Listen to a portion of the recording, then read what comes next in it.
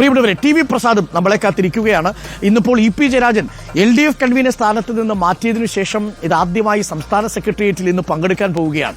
അതും തന്റെ ആത്മകഥാ വിവാദം തെരഞ്ഞെടുപ്പ് കാലത്ത് ചർച്ചയായതിന് തൊട്ടു പിന്നാലെയാണ് ഇ പി ജയരാജൻ ഇന്ന് തിരുവനന്തപുരത്ത് CPM-ന്റെ സംസ്ഥാന സെക്രട്ടേറിയറ്റിൽ പങ്കെടുക്കുന്നത്. രാവിലെ തന്നെ അദ്ദേഹം തിരുവനന്തപുരത്ത് എത്തിയിട്ടുണ്ട്. ടി വി പ്രസാദ് നമുക്കൊപ്പം ചേരുന്നു. T V Prasad, very good morning. Kalpathi T V Prasad വന്നിട്ടുണ്ടോ? Good morning Arun. കൽപ്പാത്തി വന്നിട്ടില്ല. കൽപ്പാത്തിയൊക്കെ അരുൺ സാറിന്റെ നാട്ടിലല്ലേ, വരാം ഒരു ദിവസം. കൽപ്പാത്തി വന്നില്ലെങ്കിൽ നിങ്ങളുടെ പാതി പോയി.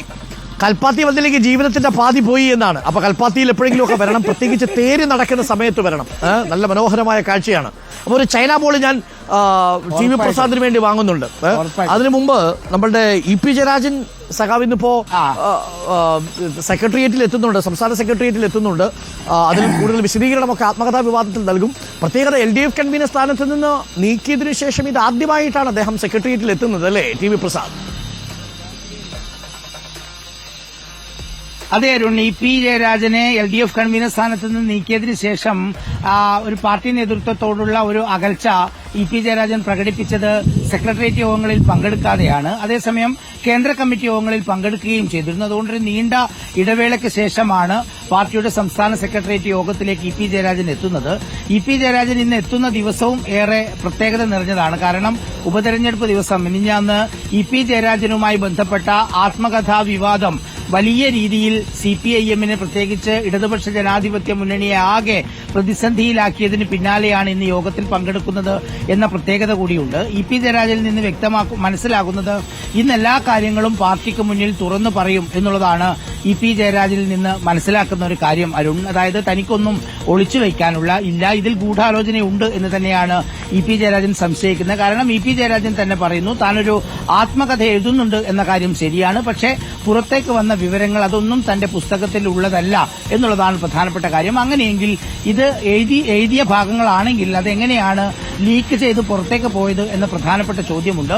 അതിനെക്കുറിച്ച് അന്വേഷിക്കുന്നതിന് വേണ്ടിയാണ് DGPക്ക് ഇ പി ജയരാജൻ പരാതി നൽകുകയും ചെയ്ത് സ്വാഭാവികമായി അതിന്റെ അന്വേഷണ നടപടികൾ തുടങ്ങിയിട്ടുണ്ട്. ഇന്നലെയാണ് കോട്ടയം ജില്ലാ പോലീസ് മേധാവിക്ക് ഇത് സംബന്ധിച്ച് പ്രാഥമിക അന്വേഷണം നടത്താനുള്ള നിർദ്ദേശം DGP കൊടുത്തത്. ആദ്യഘട്ടത്തിൽ കേസെടുക്കേണ്ടതില്ല, പക്ഷെ കാര്യങ്ങൾ അന്വേഷിക്കണം, ഇതെങ്ങനെയാണ് പുറത്തു വന്നത് എന്നത് സംബന്ധിച്ചുള്ള കൂടുതൽ കാര്യങ്ങൾ. അതോടൊപ്പം തന്നെ DC-യെ പൂർണ്ണമായി തള്ളുകയാണ് ഇ പി ജയരാജൻ. താൻ എങ്ങനെ DC-യുമായി ഒരു കരാറില്ല, പിന്നെ എങ്ങനെ ഈ തെരഞ്ഞെടുപ്പിന്റെ തൊട്ട് തലേ ദിവസം DC ബുക്സ് ഉടൻ പ്രസിദ്ധീകരിക്കുന്നു എന്ന നിലയിൽ ഒരു പ്രത്യേക കവറും പേരുമൊക്കെയായി ഈ പുസ്തകം പ്രകാശനം ചെയ്യുന്നു എന്ന രീതിയിലുള്ള പോസ്റ്റ് ഇട്ടത് എന്നുള്ളത് ഏറെ പ്രധാനപ്പെട്ടതാണ്. മാത്രമല്ല ഇന്നലെ രവി DC-യുടെ പ്രതികരണം തേടിയപ്പോൾ രവി DC-യും മാധ്യമങ്ങളോട് കൂടുതൽ വിശദീകരിക്കാൻ ഒന്നും തയ്യാറായിട്ടില്ല. എന്തായാലും ദുരൂഹത ഒരുപാടുണ്ട്. ഒരു കാര്യം വ്യക്തമാണ്, ഈ പുറത്തു വന്ന വാചകങ്ങളും വരികളും എല്ലാം വായിച്ചു നോക്കുമ്പോൾ പാർട്ടിയെക്കുറിച്ച് വളരെ കൃത്യമായി അറിയാവുന്ന ഒരു മുതിർന്ന നേതാവിന് മാത്രം എഴുതാൻ കഴിയുന്ന കാര്യങ്ങൾ തന്നെയാണ് അതിനുള്ളത്. എന്തായാലും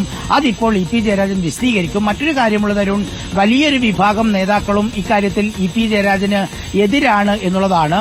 എങ്ങനെയാണ് ആ നേതാക്കളുടെ എതിർപ്പ് മറികടക്കാൻ കഴിയുക എന്നുള്ളത് തന്നെയാണ് എല്ലാവരും ഉറ്റുനോക്കുന്നത്. ഒരു കാര്യം ഉറപ്പാണ്, നേതാക്കളുടെ ഭാഗത്തുനിന്ന് രൂക്ഷമായ വിമർശനം ഇന്ന് സെക്രട്ടേറിയറ്റ് യോഗത്തിൽ ഉണ്ടാകാൻ സാധ്യതയുണ്ട്.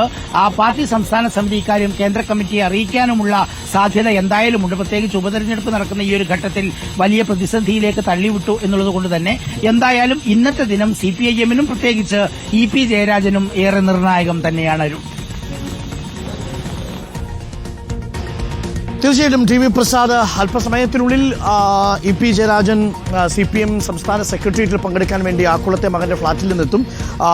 സെക്രട്ടേറിയറ്റിൽ കാര്യങ്ങൾ വിശദീകരിക്കും. തനിക്കൊന്നും ഒളിക്കാനില്ല എന്നാണ് ഇ പി ജയരാജൻ പറയുന്നത്. അത് ശരിയുമാണ്. കാരണം കോപ്പി ചോർന്നത് ഇ പി ജയരാജന്റെ പക്ഷത്തു നിന്നോ അഥവാ ഇ പി ജയരാജൻ തന്റെ ആത്മകഥ എഴുതാൻ വേണ്ടി നിയോഗിച്ചിരുന്ന ലേഖകന്റെ പക്കൽ നിന്നോ അല്ല എന്നുള്ളത് ഏറെക്കുറെ വ്യക്തമായി കഴിഞ്ഞു. അത് DC-യുടെ ഭാഗത്തു നിന്നാണ് ആ ചോർച്ച ഉണ്ടായിരിക്കുന്നത്. DC-ക്ക് അങ്ങനെയൊരു ആത്മകഥ പ്രകാശനം ചെയ്യാനുള്ള അന്തിമാനുമതി താൻ കൊടുത്തിട്ടില്ല എന്ന് തന്നെയാണ് ഇ പി ജയരാജൻ പറഞ്ഞിരിക്കുന്നതും. ഇതിനെ കൂടുതൽ വിശദമായ അന്വേഷണത്തിന് വിധേയമാക്കണം എന്നാണ് ഇ പിയുടെ നിലപാട്. ആ നിലപാട് തന്നെയാണ് ഇപ്പോൾ പാർട്ടിക്കുമുള്ളത്. അപ്പോൾ പ്രിയപ്പെട്ട